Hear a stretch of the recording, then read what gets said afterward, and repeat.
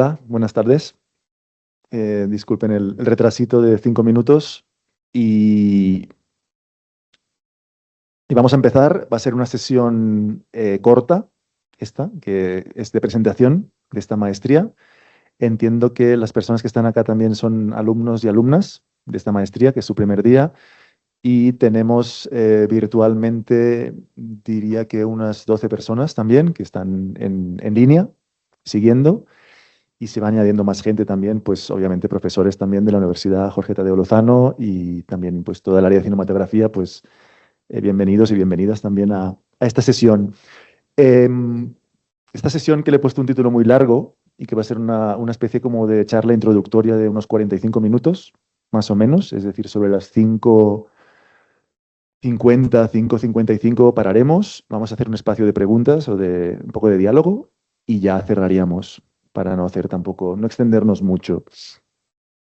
Como según me explicaron todos los alumnos en esta maestría en gestión y producción cultural y audiovisual, no provienen, si entiendo bien, del ámbito de la comunicación, ¿cierto? Sino que provienen de diferentes ámbitos. Lo que he propuesto básicamente es hacer como una especie de recorrido rápido por el campo, digamos, por la historia de la comunicación, enfocándome mucho básicamente en diferentes formas de expresión narrativas, ¿no? Que veremos un poquito dónde nos llevan para al final ofrecerles como una especie de mapa, una especie de cartografía en la que estoy trabajando. Llevo como 7 años trabajando en esta cartografía, que no se ha publicado aún, pero que sí que me gustaría compartir algunos hallazgos con ustedes. Y es una especie de mapa, yo a veces lo llamo incluso un pequeño mapa del tesoro, sobre todo a nivel audiovisual, más que cultural, pero van a ver que lo cultural con lo audiovisual también tiene muchos puntos en común. Y básicamente este mapa es como para arrancar, ¿no? Como para un poquito lo que sería la primaria aquí, en el sentido de un día que empezamos una maestría, que nos vinculamos con esta maestría, que es prestigiosa en esta universidad, pero aún no sabemos muy bien, ¿no? De qué, o sea, de qué elementos disponemos, qué significa bien la gestión, la producción cultural, la producción audiovisual, aunque evidentemente entiendo que hay muchas personas que ya tienen experiencia en este campo y que ya obviamente pues la manejan hace tiempo, toda esta experiencia. Y mi voluntad un poco es decir, me dedico a la academia hace 20 años, más o menos, pero mi foco siempre ha sido, dentro incluso de la academia y fuera, lo que llamo el diseño proyectual. Cuando hablo de diseño proyectual, me refiero a diseño de proyectos, que es lo que van a hacer o aprender a hacer en esta maestría. Ahora acabo de tener 2 tutorías, hoy ha sido un día un poco intenso en la Tadeo, desde las 8 de la mañana, sin parar, hasta ahora. Estoy un poquito cansado, pero bueno, el café me mantiene, ¿no? Despierto. Y básicamente lo que he trabajado en estas tutorías, estas últimas 2 horas, básicamente ha sido trabajos de la maestría del año pasado, de esta misma maestría, que ahora mismo están trabajos culturales, transmediales, expandidos, muy interesantes, que ahora están en una fase ya en que sustentaron el pasado noviembre y ahora van a por recorrido, digamos, de festivales, talleres y de intentar, digamos, sobrevivir, ¿no? Este año, estos 2 años, después de un proyecto que acaba una formación como esta y que llega a un espacio que yo llamo como el desierto, ¿no? Llegas a un punto casi en que la academia ya no te sustenta más y tienes que buscarte la vida para poder hacer que eso sea viable, ¿no? Entonces, un poquito veremos algunas claves, por eso lo he llamado oportunidades y estrategias, ¿no? Como algunos tips Hola, hola. para que puedan ayudarlos a la producción audiovisual y cultural y en especial Hola, hola. estudiar 2 casos de estudio, 2 proyectos en los que he tenido la fortuna de poder vincularme estos últimos años, que es el caso de Escarabajos, un país descubierto a pedalazos, que es un proyecto del Banco de la República, de aquí de Colombia, y El Cubo, Historias Tridimensionales, que es un proyecto que hemos producido durante 3 años largos en RTBC Play, que es como la plataforma de streaming, digamos, del sistema de medios públicos que ya perfectamente conocen, ¿de acuerdo? Entonces, son proyectos que sí que tienen una vertiente más audiovisual que cultural, quizá, más expandida incluso, pero también hemos hecho como varias actividades o propuestas culturales y, bueno, me gustaría un poco, pues, compartirlas, ¿no? Con ustedes y arrancar de alguna manera, pues, esta maestría. Un poco digamos que mi formación viene básicamente, para quien no me conozca, que entiendo que son todos y todas aquí presentes, en la comunicación tradicional. Estudié en la Universidad Autónoma de Barcelona y después toda la especialización de un par de posgrados, la maestría y el doctorado, los hice en la Universidad Pompeu Fabra de Barcelona, que básicamente me centré mucho en estudiar la intersección entre el documental y la interactividad, ¿sí? Entendiendo un poco, investigar lo que es el documental interactivo. Y ahora mismo lo que me estoy intentando, o lo que me obsesiona en el sentido de, me volví en el buen sentido adicto, es a investigar el territorio, digamos, de la realidad. Es decir, qué pasa en ese territorio que llamamos lo real. ¿Sí? Colombia es un país de realidad, de muchas realidades, y básicamente lo que estoy haciendo es un mapa de la Hola. realidad. Hola, buenas tardes. Si puedes apagar el micro, qué pena, te lo agradezco. Gracias, bienvenido. Y en esta especie de mapa de realidad, obviamente lo que quiero ofrecerles es como una especie de primera cartografía a qué nos referimos o a qué podemos jugar si lo que quieren es básicamente contar historias, porque de eso se trata, ¿no? Al final, de contar historias y de contarlas lo mejor que podamos, ¿no? En un mercado hipersaturado, en un mercado colapsado, en un mercado donde básicamente cada vez los tiempos son menores de aguante ante un estímulo, y eso es interesante también abordarlo, aunque no tenemos el tiempo para todo en este sentido. En este sentido, voy a citar, por ejemplo, una obra muy interesante, es un pequeño ensayo escrito, ¿sí? Que ha escrito básicamente el director editorial de arte, que se llama Bruno Patino, y ese libro que a mí en su momento me cautivó mucho leerlo, básicamente, explica, Bruno Patino, en esta obra, empieza de alguna manera, ¿no? Se llama La era o la civilización de la memoria de pez, este ensayo, por si quieren leerlo online o comprarlo o algo. Y en el director académico, o sea, el director editorial de arte, que no es una persona cualquiera en este sentido, porque arte es una cadena muy importante, como saben, y la plataforma, digamos, al nivel del National Film Board de Canadá, de primeras ligas, digamos, de audiovisual y de expandido. En este pequeño ensayo, Patino empieza diciendo que un día asistió ahí en Estrasburgo en arte, un tipo de Google, ¿no? Que les decía que la supercomputadora de Google había descifrado, ¿no? Cuál era la capacidad de concentración de los jóvenes hoy en día, ¿no? Y que solo sobrepasaba la capacidad de concentración un segundo más que la del pez, ¿sí? No vamos ahora a entrar en cuántos segundos son, pero pueden imaginar que les digo que la capacidad de concentración en un estímulo de un pez son 8 segundos. Por tanto, estamos delante de un problema a nivel de cómo conseguimos captar la atención con jóvenes generaciones cuya capacidad de concentración en un estímulo, es decir, cuando ya la dopamina me está llevando busco cambiar de estímulo otra vez, pues son aproximadamente unos 9-10 segundos, ¿no? Ese es el reto también a lo que nos enfrentamos como gestores y productores audiovisuales y culturales en el siglo XXI, ¿no? Ahí lo dejo de hecho. Entonces, en este viaje como que les presento, creo que es muy interesante especialmente para las personas que no vengan o que no provengan del campo de la comunicación, ¿sí? Del campo de la comunicación social, audiovisual o de la gestión cultural, ¿no? Especialmente creo que es interesante porque nos pone en órbita muy rápidamente y nos ofrece esta especie como de mapa general donde podemos empezar a oler o a intuir un poco, a ver qué nos resuena, principalmente de cara a la maestría, ¿no? Enfocados a la maestría. Entonces, si empezamos con este viaje, vemos como hay como una especie de primera aproximación que nos lleva básicamente muy atrás, en un tipo de, digamos, representación o un tipo de producción visual, artística, ¿no? Desde las representaciones rupestres que llamamos analógica. Es decir, hay un autor, un artista, alguien que de alguna manera está planteando una representación que copia de la realidad una analogía a través de un soporte físico, ¿no? Sea una tela, sea un material, sea algún tipo de escultura, ¿no? Básicamente, todo esto es representación analógica. Y claro, la pregunta que les formularía aquí, no hace falta que me la respondan, pero sí que la piensen, estamos hablando básicamente en esta maestría de gestión cultural, producción, audiovisual, estamos hablando de contar historias. Y cuando contamos historias, estamos hablando de narrativa, ¿sí? Entonces, estas primeras como fotografías o imágenes, la pregunta que les lanzo es si creen que realmente esto que están viendo nos cuenta una historia o no. ¿Sí? Si para ustedes es una narrativa o no es una narrativa esto. Lo voy a dejar en el aire y después lo voy a intentar desarrollar, muchas gracias, un poquito más. ¿Vale? Entonces, estas primeras representaciones son analógicas, ¿vale? Pero si corremos mucho en el tiempo y vamos avanzando, porque evidentemente no nos podemos eternizar aquí, observamos cómo ya ha pasado muchos siglos, llegamos a un momento, hay un investigador muy importante que se llama Marshall McLuhan, que supongo que conocen o les suena, de la Escuela de Toronto, de Canadá, que dice que en la historia de la comunicación hay como tres puntos de giro muy importantes, ¿no? El primer punto de giro que McLuhan delimita es el nacimiento del alfabeto. ¿Sí? Es el primer círculo que ven, en el 3000 a.C. más o menos, en toda la zona del Éufrates, ¿no? Del Tigris y Éufrates, que básicamente nace, ¿no? La escritura, de alguna manera, ¿no? Ese punto de giro del alfabeto se transforma en el siglo XV en lo que se convierte, ¿no? En el eje central del conocimiento de la educación, que es el libro.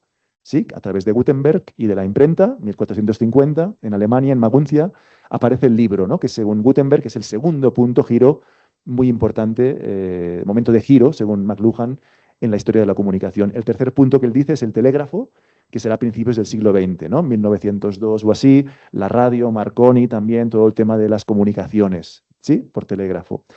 En esta historia, evidentemente, empieza a haber narrativa, ¿no? Empieza a haber narrativa literaria, que es cuando se origina el término narrativa. Pero claro, ¿qué significa narrativa? ¿No? Teníamos que pensar de entrada qué significa la etimología de este concepto, ¿no? De narrativa. Bueno, pues narrativa evidentemente es un tipo de historia en que realmente hay de entrada un elemento que es fundamental, que es un conflicto. Tiene que haber un problema, un acontecimiento que se entiende como un problema que él o la protagonista debe resolver, ¿no? La persona que pone la cara tiene que resolver. Pero además hay una trama, hay un tiempo, hay unos acontecimientos y sobre todo hay unos actos. Si nos vamos a Aristóteles, por ejemplo, en la poética se determinan como tres actos básicos, que ya saben, ¿no? Inicio, nudo, desenlace, y hay un punto, digamos, de quiebre, un punto álgido que llamamos clímax, o puede haber dos o tres, ¿vale? Todo eso serían algunos ingredientes de lo que llamaríamos una narrativa, generar una historia. Por tanto, de alguna manera es en el libro o en la parte literaria donde se empieza a generar narrativa literaria, ¿no? Principalmente también inicialmente de no ficción, ¿no? Historiografía, biografías y también de ficción, ¿vale? Pero avanzando en este tiempo, avanzando en esta historia, creo que nuestra historia, la que estamos viendo hoy, la historia de la narrativa y de la gestión y producción, sobre todo audiovisual, se gesta aquí, ¿no? Se gesta en el Renacimiento, se gesta en esta imagen de la Mona Lisa, de, obviamente, pues, Leonardo da Vinci, ¿no? Y sobre todo en un elemento fundamental sin el cual hoy no haríamos esta sesión inaugural, ¿no? De la maestría, que es la luz. La luz es el elemento esencial, básicamente, que permite después desarrollar a Edison también ¿no? La bombilla, todo el tema de la electricidad. Y es en el Renacimiento donde se empiezan a ver los movimientos pictóricos que desde mi punto de vista no se pueden considerar los cuadros, las pinturas, las fotografías una narrativa, sino se pueden considerar un momento, ¿sí? Como una especie de plasmación de un momento de esa historia, ¿no? Que estaba la Mona Lisa ahí, o estaba el impresionismo, el postexpresionismo, ¿no? Con la imagen muy conocida de la noche estrellada de Van Gogh, por ejemplo, pero no configuran una narrativa como tal. Ni siquiera, llegando al siglo XIX, con la primera fotografía de la historia, ¿sí? Hecha por Charles Daguerre, realmente, en esta vista desde Le Gras, un pueblo de Francia, podríamos decir que la fotografía es un momento de esa historia, pero no se constituye básicamente como una narrativa en sí, ¿no? Sino son como momentos, como radiografías, ¿no? Como un flash de ese momento. Hemos avanzado muy rápido, básicamente, porque es hacia dónde vamos, y más o menos, para quienes no conozcan la historia un poco de la comunicación, pues hay un momento muy importante que es obviamente el nacimiento del cine, el 28 de diciembre de 1895, ¿sí? Cuando los hermanos Lumière realmente a través de este círculo en la mitad, que es el cinematógrafo, hacen la primera presentación pública en el Salón dels Indiens, que es como una especie de sótano en la ciudad de París, ¿no? O los anales de la historia, los libros dicen eso, ¿no? Y se contrapone a este armatoste como un armario de 3 metros de Edison, que era el kinetoscopio, ¿no? Que era funcionaba con electricidad, había que subir arriba, movido por 3 operarios, se movía como una especie de casa rodante, ¿no? Que entraba el sol, y el invento de los Lumière se impuso de alguna manera, ¿no? Y desde 1895 hasta el 97 impuso el monopolio. Todo esto es una introducción que evidentemente les puede servir más o menos, pero creo que es interesante porque si vamos a trabajar en producción o en audiovisual o en gestión incluso, es como un ABC, es como la persona que aprende un idioma o un lenguaje, pero realmente todo esto lo que me interesa un poco es poder llegar básicamente al siglo XX, el siglo que nos precede, donde hay una serie de invenciones, ¿no? Y una reflexión muy interesante, si se dan cuenta, es que no hemos mirado etapas, más o menos, pero en estas diferentes innovaciones, digamos, de la historia de la comunicación, estas innovaciones cada vez se van acortando más en el tiempo. ¿Qué quiero decir con eso? Que del Renacimiento 1550, pongamos, con la Mona Lisa y la luz, ¿sí? Pasamos a un momento también muy importante, básicamente, que es el nacimiento de la fotografía, cuando plasmamos en un dispositivo una imagen por primera vez, ¿no? Imagen estática, que no explica una historia aún completa, que no es una narrativa porque no tiene 3 actos en continuidad, pero es como la primera vez que lo conseguimos. Somos humanos, queremos más, para bien y para mal, somos creativos y ya tenemos la fotografía en 1840, más o menos, de Charles Daguerre, Nicephore Niepce, y ya queremos que, pues la imagen en movimiento. Y ahí, después de los juguetes ópticos, llega básicamente el nacimiento del cinematógrafo y la imagen en movimiento. Pero claro, esta imagen es en blanco y negro y es en silencio. Queremos más. ¿A dónde vamos? ¿Sí? El cantor de jazz, o básicamente 1927-28, primera película que está sonora de la historia, de Alan Crosland, y evidentemente Edison también hace su parte con básicamente el fonógrafo y bueno. Y a partir de ahí, fijaros que hay como tres siglos desde la Mona Lisa, básicamente, desde la Mona Lisa y Estudio de la Luz, hasta la fotografía, pasan 300 años, 50 años desde el nacimiento básicamente de la fotografía hasta el cinematógrafo, hasta el cine, 30 años hasta el nacimiento del cine sonoro, 1927, y llegan los años 30 y empieza la televisión, que empieza también de alguna manera, a luchar contra el cine, ¿no? Que era un poco el medio establecido, y la televisión es una nueva especie, un nuevo formato que también amenaza al cine, ¿no? Por no decir equipos portátiles en los 60, que ayudan mucho al tema informativo, al tema también de documental, porque los equipos son más ligeros y se pueden hacer más constantes. Toda esta introducción, que les puede interesar más o menos, es importante para mí y sobre todo para ustedes, para entender que ahora vamos a dejar todo el tema de formato, digamos, o de invención tecnológica, que es muy importante, hasta el siglo XXI, para adentrarnos en una cuestión fundamental, que es que en 1902, en toda esta historia que hemos contado, ilustrada y visual, aparece esto. Aparece esta luna, ¿no? Y esta luna, supongo que a la mayoría les suena, ¿no? Esta luna alude a una película, ¿sí? A una película de Georges Méliès, que se llama Voyage dans la Lune, básicamente, Viaje a la Luna, y es una película que de alguna manera representa, ¿no? A nivel de storytelling, ¿qué es? Es una serie, es un conjunto de exploradores que se meten en una especie de nave, que es esta especie de bala que ven ahí clavada en la Luna, en esta animación, y llegan a la Luna, ¿no? Es una conquista. Es una conquista de la Luna, de alguna manera, ¿no? Metafóricamente hecha por Georges Méliès. Pero si vamos un poquito más allá y escarbamos un poquito a nivel semiótico y sistemático en los medios, ¿qué significa esta luna? Significa la aparición o la emergencia de una nueva manera de contar historias. Porque el cine original de los Lumière es un cine que diremos que es de realidad, es un cine de no ficción. Los hermanos Lumière tienen una cámara nueva, el cinematógrafo, que ya han visto, que tienen ahí en un círculo, tienen una bomba atómica, básicamente, no saben cómo usarla y expresivamente no tienen ni idea de qué hacen. Plantan la cámara 1 hora, graban 1 minuto de celuloide y entonces vemos, básicamente, la llegada ¿no? del tren a la ciudad o el regador regado y empiezan los géneros, ¿sí? El regador regado sería la comedia, empiezan a salir de los trabajadores de la fábrica Lumière, que es la primera película, digamos, que se considera de la historia, pero simplemente son escenas casi no diría ni documentales, diría, casi son crónicas, ¿sí? Son noticias de 1 minuto donde no tienen ni idea expresivamente y poco a poco en el siglo XX se va desarrollando lo que llamamos el lenguaje audiovisual, ¿vale? El lenguaje cinematográfico. Esta película, 7 años después, aunque hay anteriores, evidente, y se han encontrado, pero tenemos que basarnos en algunas evidencias, esta película, Viaje a la Luna, implica que empezamos a contar las narrativas, digamos, construidas desde cero. Hasta entonces, ¿qué hacíamos? ¿O qué hacían los Lumière o el propio Méliès? Estaban representando una realidad, a la que llamaremos básicamente no ficción. ¿Sí? Son narrativas de no ficción, que se basan, como dice en la base latina, factum, en algo que ha sucedido, en un hecho que ha sucedido. Eso no lo sabemos hoy en día porque la cosa está muy mal y no sabemos si el origen indexical es verdad o es mentira, pero se basa en una cosa que ha sucedido que viene de factum. En 1902, Méliès y otros autores, y algunas autoras, que también tienen que salir en la historia, cambian un poco la manera de contar o la historia y se impone la ficción, que viene del latín fictio y que significa inventado, ficcional. Y a partir de ahí la ficción, literalmente, como Viaje a la Luna, empieza a conquistar y se empieza a colonizar la no ficción, hasta el punto de volverla marginal.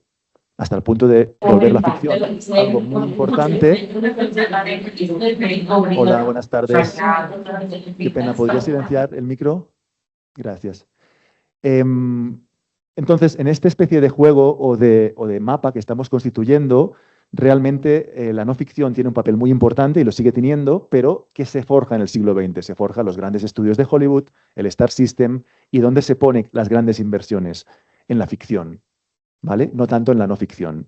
No significa que una y otra tengan que luchar. Las dos tienen su espacio y la no ficción también se erige a través de la ficción y viceversa, ¿de acuerdo? Pero realmente, para mí, esta luna realmente es muy interesante y es muy importante, ¿no? Y implica lo que les comentaba de la conquista. Entonces, sintetizando un poco para ir a construir nuestro mapa, tendríamos toda esta especie de historia rápida, ¿no? Del analógico a la oral, a la escritura, la fotografía, el cine, la radio, el audiovisual y el expandido, que serían las últimas formas, digamos, más allá del audiovisual, y tendríamos básicamente, haciendo un poco de síntesis, dos momentos clave, ¿no? En el tiempo, en la historia de la comunicación, tendríamos toda una primera ola de cine y de televisión que propone un lenguaje lineal, voy de un punto A a un punto B, y básicamente es un poco el autoplay, ¿no? Cuando pongo play a algo en YouTube, en no sé qué, o las películas.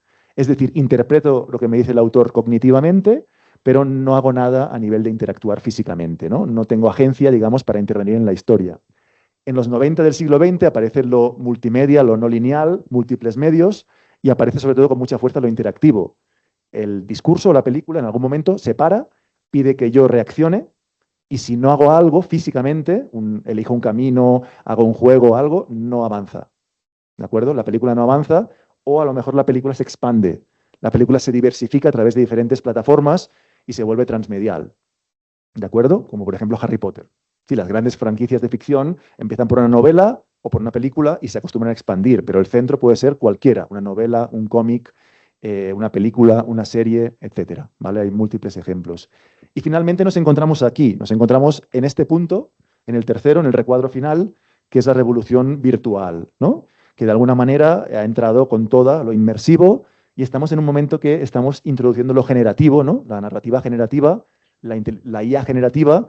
¿Y qué va a significar todo esto para lo creativo, para lo audiovisual? Pues puede ser cosas muy buenas también y puede ser cosas pues no tan buenas, ¿no? Pero de alguna manera estamos en programas ya generando imágenes con Runway, con otros softwares que, por ejemplo, pues ya no sabemos el origen y esto puede ser pues interesante y no tan interesante.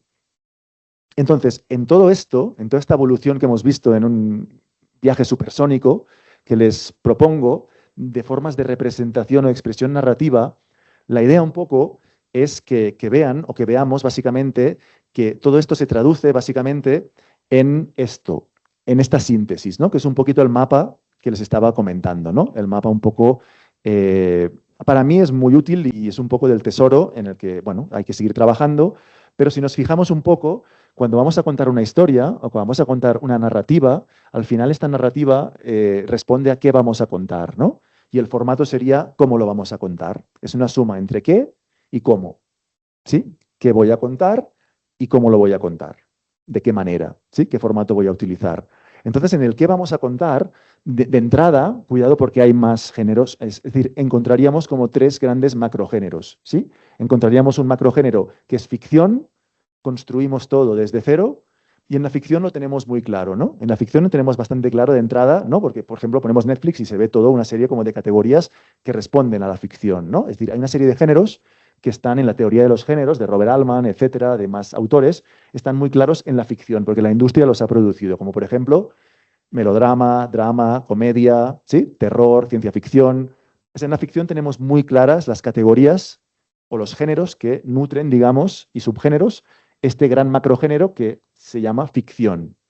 ¿De acuerdo? Es decir, construir algo desde cero, a través de la narrativa que ya hemos repasado, que tiene una serie de características. Pero si nos vamos a la no ficción, ¿qué pasa? ¿Qué discursos hay en la no ficción? ¿No, lo tenemos tan claro? ¿Nos aparecen tantas opciones y tantas categorías como la ficción? No lo sé. Creo que no. ¿Vale? De entrada, si nos damos unos segundos para pensar, obviamente todo el mundo asocia no ficción a qué? A documental, ¿no? Normalmente a género documental. Pero ¿hay más cosas aquí en este cajón o no hay más cosas? Obviamente hay más cosas, ¿no? ¿Qué otras cosas habría, por ejemplo? ¿Qué podríamos meter en este cajón que sería el cajón de la no ficción? Que en realidad estamos representando una realidad, ¿no? Pues a lo mejor nos viene a la cabeza como la noticia, ¿no? O la crónica, o toda una serie de prácticas, ¿no? Reportaje, especial, ¿no? Muchas cosas que englobaríamos dentro de una gran área o discurso que sería el periodismo, por ejemplo, ¿vale? Y podríamos llegar a la conclusión que en no ficción realmente hay unos discursos que son importantes, que son de peso, emblemáticos, narrativas, que serían básicamente el documental y el periodismo, pero habría muchas más. ¿Vale? Que vamos a ir dilatando y viendo para que se vayan constituyendo su mapa. ¿Sí? Yo el mapa no lo voy a poner en la pizarrita, ya lo he hecho varias veces y voy trabajando en este mapa, pero digamos, si nos referimos básicamente a cuestiones de historia, por ejemplo, ¿no? A la historia de personajes, a los escribanos que escribían la historia, biografías, ¿no? Una guía de cocina, todo eso, ¿dónde se pone? ¿En qué categoría iría, por ejemplo? Si vamos, por ejemplo, a pasar tiempo con una comunidad para empoderarla, ¿no? Todo el trabajo antropológico, etnográfico, todo eso, ¿dónde iría? Pues probablemente iría en el cajón de la no ficción. Todo eso son posibilidades para ustedes en la producción audiovisual y en la gestión cultural, ¿vale? Todo este mapa que estamos dibujando y que obviamente pues en ello estamos. Y evidentemente dentro de la no ficción también hay un espacio. Si así yo les digo, por ejemplo, como lo hemos visto de narrativa, un museo, por ejemplo, un espacio museístico, exhibitivo, ¿es una narrativa para ustedes o no? ¿Qué consideran? ¿Sería una narrativa o no? Puede ser, ¿no? Una narrativa porque articula una serie de espacios, te explica una historia y te va llevando por un recorrido, ¿cierto? No me refiero a una exposición tradicional, que veremos también escarabajos, pero puede ser cualquier tipo de espacio exhibitivo, por ejemplo, ¿vale? Pues todo esto, más allá de la ficción, que también entraría, obviamente, en un terreno muy importante, se nutre la no ficción, ¿sí? Por delimitar algunos espacios. Pero entonces nos empezamos a encontrar también con cosas extrañas, ¿no? Con cosas extrañas como en elementos extraños, como por ejemplo una cosa que está muy de moda, no sé si en Colombia, pero sí en España, que se llama un reality show, ¿no? Un reality. ¿El reality dónde lo metemos? ¿Encaja con la ficción, con la no ficción? ¿Sí? O vamos a generar en un proyecto preguntas, ¿no? Cuando se generan muchas preguntas y no tantas respuestas, o se genera hipótesis o proyectamos, estamos en el terreno ensayístico, ¿no? Generamos un ensayo.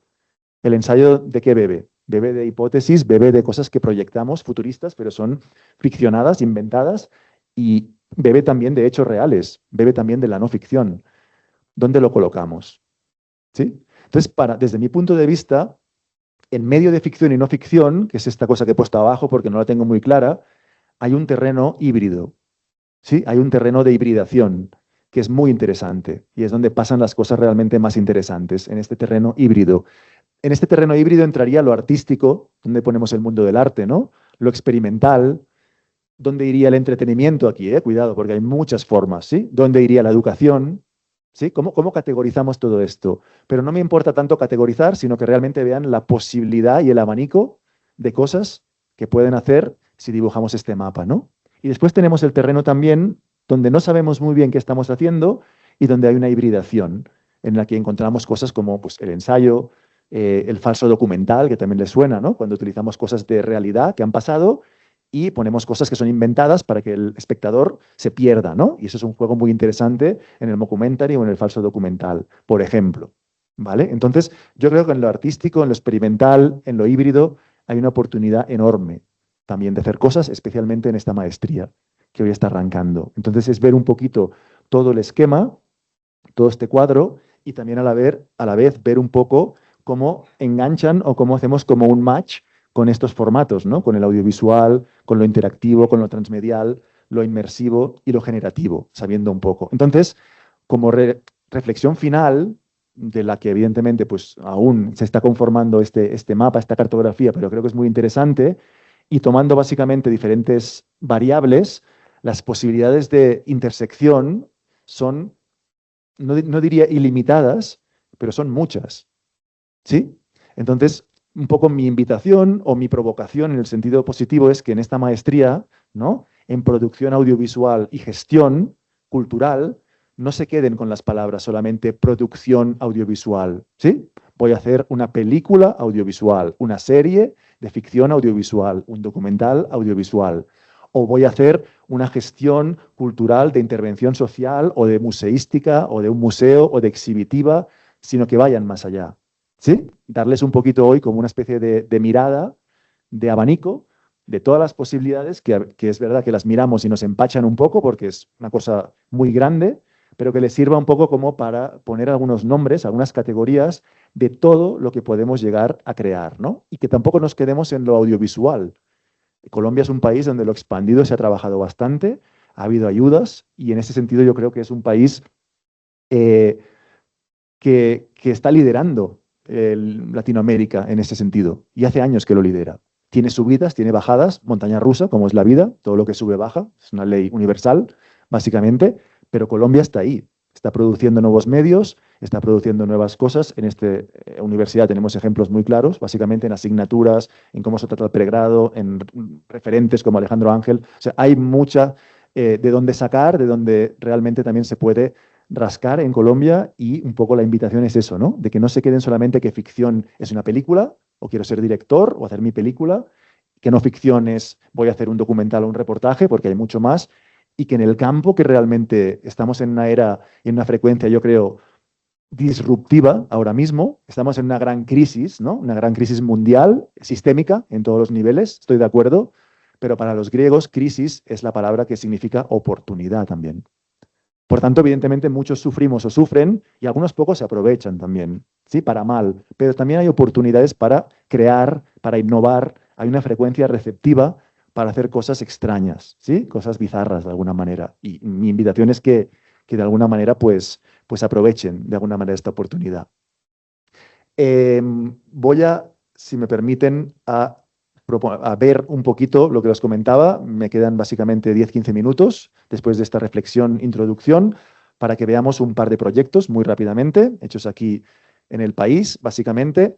Y el primer proyecto que les quería mostrar, básicamente, es este que tenemos acá.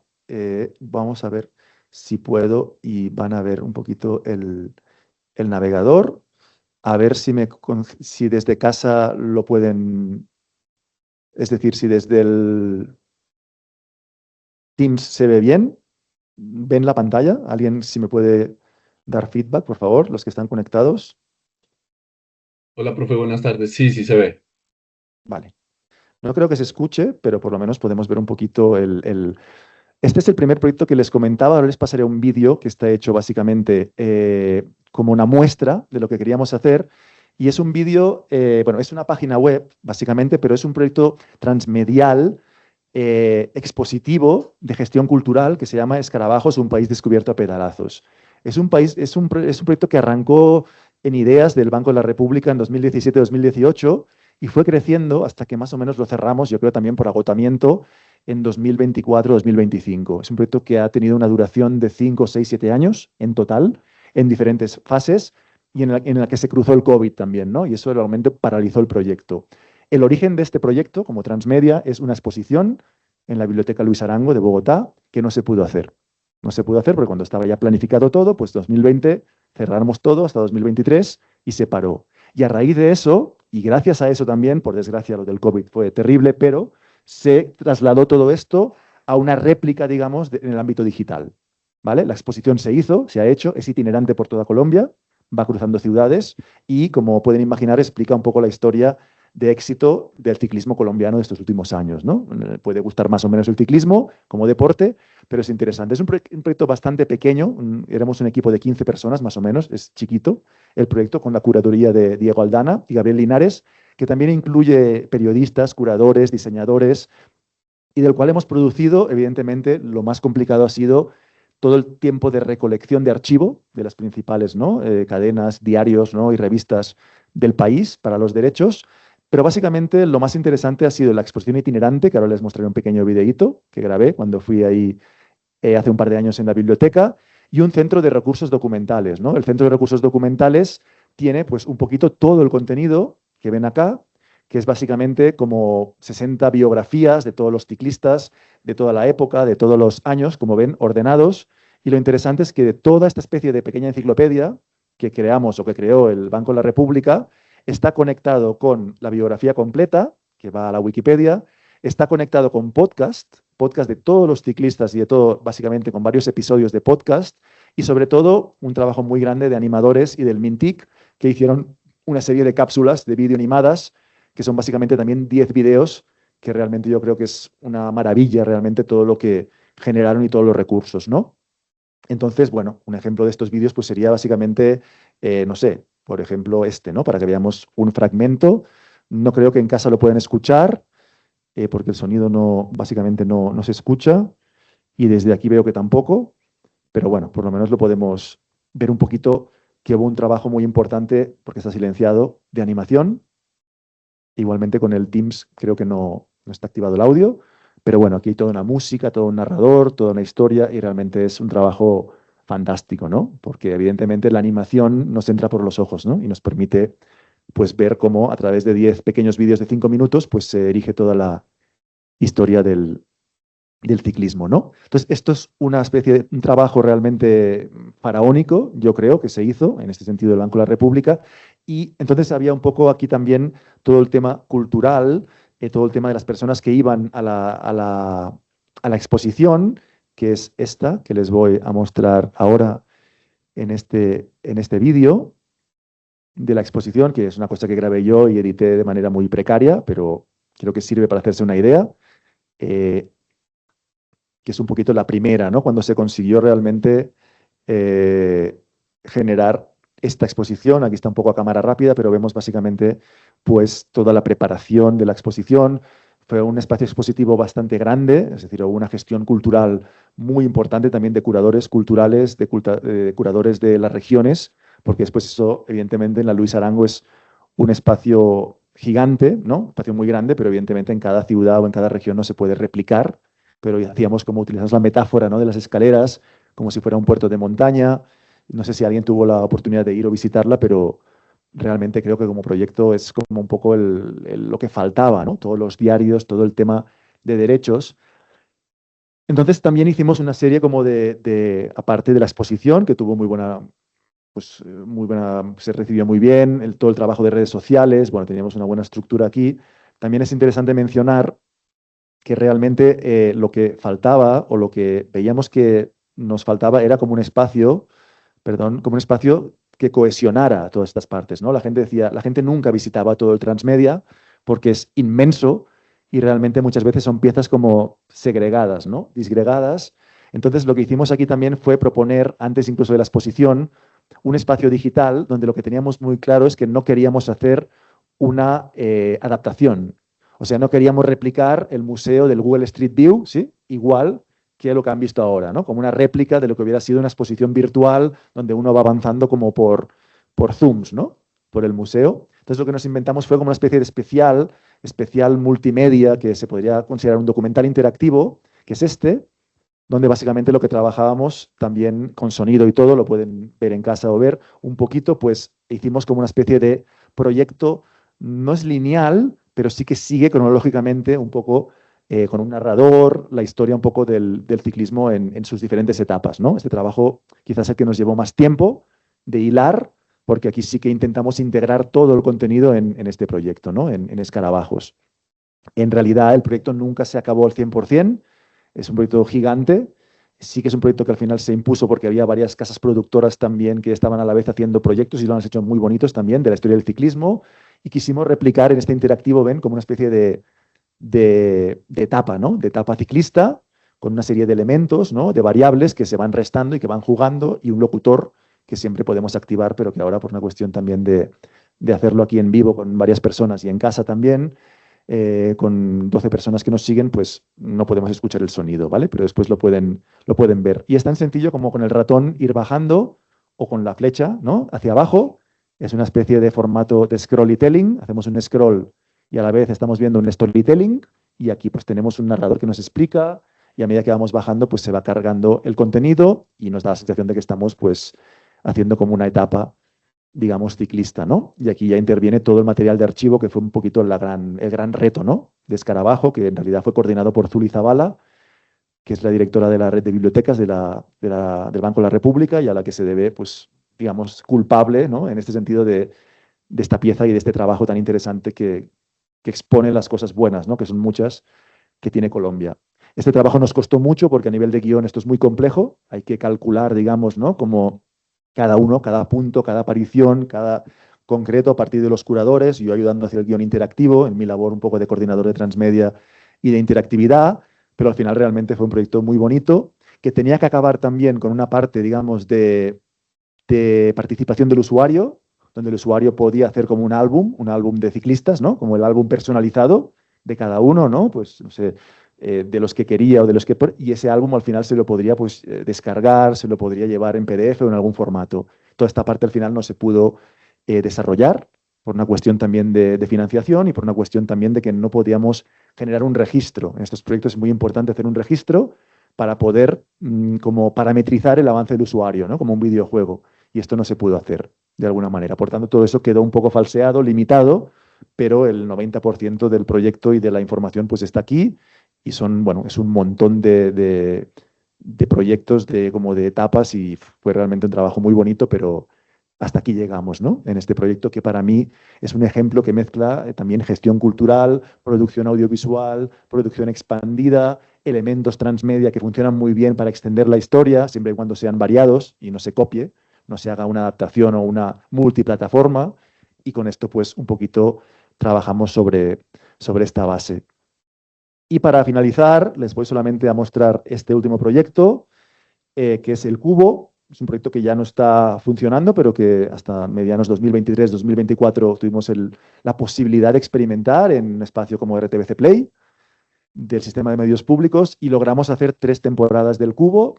Por una cuestión de tiempo no los voy a mostrar, pero sería un ejemplo, yo creo, en este caso, más que escarabajos, muy fiel de lo que he explicado en esta sesión inaugural de la maestría. Es un ejemplo muy fiel de mezcla de formatos, ¿sí? De mestizaje, como de varios tipos de mezcla, porque, por ejemplo, en el caso del poder, la primera temporada, o sea, ¿qué queríamos hacer con el cubo? De hecho, no sé si voy a poder explicarlo en 5 minutos, pero lo voy a intentar, porque hemos pasado 3-4 años trabajando en RTC Play, un equipo grande en cada producción, estamos hablando de unas 100 personas más o menos por temporada, y aún no creo que nadie entienda exactamente qué es el cubo, pero es un experimento narrativo donde básicamente lo que jugábamos es hacer una especie de película como Amores Perros, ¿sí? Pero interactiva, donde siempre hay una matriz de 6 personajes, ¿sí? Siempre hay 6 personajes como un cubo de Rubik que vamos girando y vamos viendo caras. Y vamos viendo interpretaciones o posibles verdades de cada personaje, intentando entender de que la verdad absoluta no existe, ¿sí? Y que nos tenemos que escuchar. Ya no digo a nivel de Colombia, a nivel de política, ya no hablo de eso. A nivel de España, yo vengo de Barcelona, por ejemplo, ¿sí? Y también hay una lucha y una polarización brutal. Ya digo a nivel planetario, a nivel de mundo, ¿no? Entonces, el cubo lo que intentaba es que escuchemos porque cada uno tiene su versión y cada ser humano tiene que ser escuchado, ¿sí? Porque es igual de válido el punto de vista de uno del otro. Cada uno puede creer en lo que quiera, pero siempre desde el respeto y, como decía, ¿no? Ese alcalde, ¿no? Como Mocus, pues la vida es sagrada, ¿no? Hay que respetar, yo creo, la vida y obviamente pues en el mundo en general, no digo en Colombia, pues eso muchas veces no se respeta. En esta primera temporada sí que se podía registrar, no lo voy a hacer porque podíamos parametrizar y hay una serie de personajes que tienen una historia, ¿no? Y en esta primera temporada trabajamos sobre el poder. Y trabajamos sobre el poder en teatro inmersivo, con un dramaturgo importante del país que se llama Fabio Rubiano. Trabajamos con él en el Teatro Petra y él inventó este guión donde básicamente Alba, por ejemplo, quiere hacerse una operación de reducción de senos, tiene el poder en su cuerpo, hay un accidente entre una Félix Mercado, que por ejemplo es un gran empresario que tiene el poder de la plata y de dominar a quien quiera, Marcela Valencia, que les debe sonar, ¿no? Como expareja de Rubiano también y gran actriz del país, es la que narra, la narradora, él tiene un accidente con el empresario y queda desfigurado José Carey, pero tiene la voz de la radio, tiene su voz, la enfermera que nunca pudo ser doctora, porque evidentemente se consideró que era mujer y no puede ser una mujer doctora en este tiempo, y el doctor, que sí que es doctor, pero que es un mentiroso porque no es doctor, pero se hace pasar por doctor, ¿vale? Entonces, con esta matriz de ficción, generamos el cubo y, bueno, hay una serie de proyectos, como de intersecciones de modos de navegación, básicamente, en que uno elige básicamente el personaje, se nos presenta, ahora no lo veremos, y tiene como 3 modos de navegación. ¿Vale? Esto ahí lo dejo, pueden navegar, está proyecto activo online, funciona perfectamente y básicamente esta fue la primera temporada. En la segunda lo que hicimos fue partir de la ficción, de una serie que se llama básicamente El Inquisidor. Y aquí básicamente a partir de esta primera temporada de RTBC Play, 6 capítulos básicamente de 30 minutos, lineales, audiovisuales de RTBC Play y digamos toda una especie de gamificación. Es decir, convertimos la segunda temporada en 2 horas donde como jugadores, como investigadores, como periodistas, como Andrés Eraso, que es el periodista del diario El Inquisidor, tienen que descubrir quién es el asesino. Y hay elementos de gamificación, que significa de juego. ¿Sí? Recompensas, ranking, puntaje, premios, hasta descubrir quién es el asesino que se hace pasar por el romano misógino y que mata a mujeres víctimas con citaciones o con palabras y frases de Edgar Allan Poe. ¿Vale? Esto fue todo un reto porque yo me dedico más a la no ficción y aquí tuve que hacer todo el guión de ficción, incluso con un experto mexicano que también nos ayudó mucho, pero fue realmente un reto esta segunda temporada y fue quizá ha sido de las que más éxito ha tenido, ¿no? Esta segunda, ¿no? Porque la ficción atrae mucho y el tema también de descubrir, ¿no? De tomar agencia, ¿no? De tomar esto. Y la tercera, que quizá es la que más bonita también por mi recorrido, especialmente en el documental interactivo y en las formas de no ficción, se llama Caminos de Jordán, y con esta voy a acabar la charla. Y aquí sí que nos fuimos al campo del documental. Aquí sí que propusimos, buscamos un pueblo, realmente. Fíjense que hemos hablado de teatro inmersivo, de teatro interactivo, de actores, ¿sí? ¿Qué es el teatro? ¿Ficción? ¿No ficción? ¿Híbrido? Es una mezcla, ¿no? Al final el teatro hay de todo también. Estamos en ese terreno también de la hibridación. Funcionó muy bien también la obra de Rubiano, que funciona muy bien las obras. En la segunda temporada nos vamos a la ficción, con elementos de gamificación, con elementos de videojuegos, con elementos de juego, pero parte de un audiovisual producido por Valencia Producciones con un gran libretista como Mauricio Navas, por ejemplo. Por tanto, hicimos todo esto. Y en la tercera temporada exploramos el documental desde la audiovisual, desde lo interactivo y desde lo inmersivo. Entonces entramos un poquito con unas postales en Jordán, un pueblo, ¿no? Que ha quedado abandonado de alguna manera en el cañón del Chicamocha, aquí en Colombia, porque básicamente en su momento, pues una carretera que tenía que pasar por ahí, aparte de otras cosas, nunca pasó, ¿no? Y se fue por San Gil y por otro camino. Entonces, bueno, pues realizamos esta especie de aproximación, todo esto va con música y con narrador, simplemente lo estamos viendo en silencio y tienen que aguantar mi voz pesada durante 50 minutos, pero realmente, si se fijan, casi todo parte un poco de lo audiovisual, pero también se apropia de lo cultural. ¿Por qué me refiero a esto? Porque esta historia vincula mucho los personajes, que son 5, básicamente, y el pueblo también se personifica como un sexto personaje en esa matriz del cubo que manteníamos cada temporada. Es un proyecto completamente experimental, pero también lo llevábamos a los pueblos, lo llevábamos también, lo intentábamos cada año como hacer la premier, ¿no? Como publicarlo en el Filbo, en la Feria del Libro, por tanto también había una apropiación de la Filbo, hacíamos instalaciones interactivas, por ejemplo, en Narrar el Futuro, por ejemplo, en los festivales, ¿no? El festival, por ejemplo, del profesor de aquí de la Universidad, Alejandro Ángel, por ejemplo. Por tanto, también hubo como extensiones, no diría transmedia, porque esto está más pensado como un producto interactivo, inmersivo en sí, y aquí ven un poquito lo que es la interfaz, ¿no?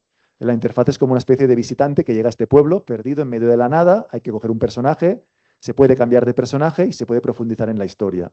Entonces, aquí se pueden ver como 5 cortometrajes, básicamente, de 20 minutos, que son muy bellos, yo lo recomiendo el de Guillermo, que es como el amor, y hay que completar todo esto para poder realmente acceder a como a una especie de, nunca más bien dicho, para acabar enlazando la sesión con el principio, a una especie de mapa del tesoro también, que nos explica con una infografía animada qué pasó en este pueblo en los años especialmente 50 y 60, que ya saben que en Colombia fue una época pues difícil, ¿no? En este sentido, y por esa razón también el pueblo quedó como quedó en ese sentido. Si me permiten, para cerrar, voy a acabar con un pequeño video, que es como una especie de pequeño montaje que preparé también para unos fines de cada temporada, pero simplemente voy a acabar con lo que nos ocupa un poco y con lo que me gusta más, que es la no ficción, y con esta pieza que es básicamente sin sonido, pero es para que vean un poquito el tráiler, que va con una musiquita y alguna voz de los protagonistas, y para que vean un poquito lo que hicimos para darle más atracción, ¿no? Cada personaje, Guillermo es el amor de su mujer, el cura es la fe, por ejemplo, Diego es el arte, es el músico, y vinculamos cada personaje con una emoción. Y a partir de ahí trabajamos, ¿no? Trabajamos lo poético del documental, audiovisual, lo mezclamos con lo interactivo y lo mezclamos con la gente, ¿no? A Jordán se llega a través de su gente, ¿no? En el corazón, digamos, de Colombia, de alguna manera, ¿no? Esto fue como un poco el tráiler, como la pieza, el teaser inicial con el que fuimos a redes, hicimos un extenso trabajo de redes porque RTBC nos ayudó mucho con eso, básicamente. Lo estrenamos el 30 de abril en la Filbo en 2023, creo, fue la última temporada. Después hubieron cambios en RTBC Play y RTBC de gerencia y se cortó la financiación para el Cubo, una cuarta temporada del circo que estamos haciendo. Y esto es un poquito la interfaz y lo que no han visto, ¿no? Cómo se generan, es un vídeo pregrabado, ¿no? Una captura que hice, pero pueden probarlo. Se coge un personaje, entramos en el personaje, en este caso el cura, Juan de Jesús, la fe, o Diego, creo que entré en Diego cuando lo capturé.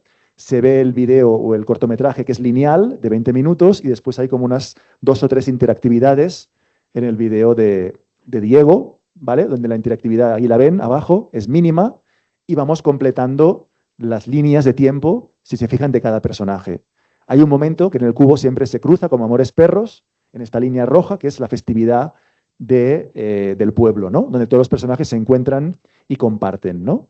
Y al final un poco de estos videos como alternativos, interactivos y todo, terminamos con los 5 personajes, accedemos a la infografía, que es como el premio, ¿no? El mapa del tesoro, y vemos como todos los recorridos están listos ya y podemos acceder a la infografía, que ahora van a ver un pequeño spoiler, pero la idea es que ustedes lo naveguen y lo disfruten también.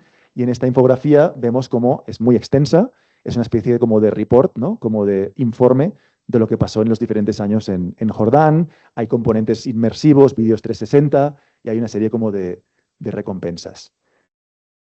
Esto fue un trabajo de 3 años y medio. Es una manera en las veces que realmente para mí ha sido más bonito trabajar, pero más complicaciones. Además, en los medios públicos de Colombia, pues ya saben que es complicadita la burocracia a veces, para decirlo de manera, con eufemismo, ¿no? De manera suave.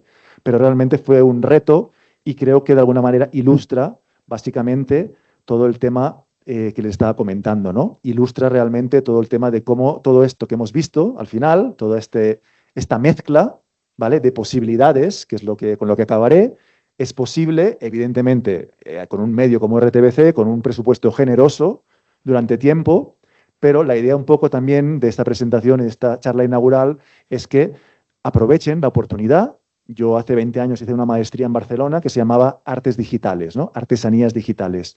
En ese momento aprendí 20 programas, lo pasé muy mal, adelgacé, lo que quieran.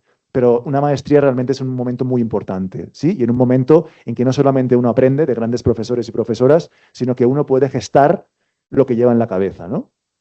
Pero para gestar lo que lleva en la cabeza, pues realmente, primero de todo, para mí hay que tener claro el mapa, un mapa conceptual, saber qué existe, qué no, cómo cruzamos, dónde está el mestizaje, qué es un cruce interesante, qué puede resultar, qué tendrá buena audiencia y sobre todo la palabra que realmente más me preocupa hoy en día, que es impacto.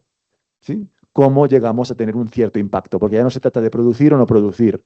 Se trata de que el esfuerzo para el cubo fue sobrehumano, digamos, o para escarabajos. Ha habido impactos buenos, pero también haces un proyecto con mucho dinero y después te preguntas también a veces quién está mirando, ¿no? Por tanto, eso también realmente importa e interesa mucho. Esto es todo. Si tienen preguntas, ahora respondo un poquito. Tenemos un tiempito de 10 minutos. Muchas gracias.